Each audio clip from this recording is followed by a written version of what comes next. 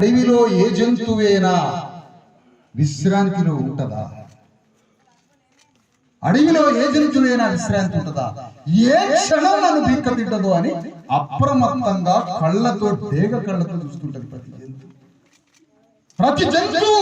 ప్రతి second, fraction of second ఇట్లా చూస్తా ఉంటుంది. ఏ క్షణంలో నన్ను బిక్క తింటదో ఈ సింహం, పులి, ఏ జంతువు వచ్చి బిక్క తింటదో అని అడవిలో ఉన్న అక్షరముక్కరాని జంతువులు యుద్ధ భూమిలో ఉన్నాయి.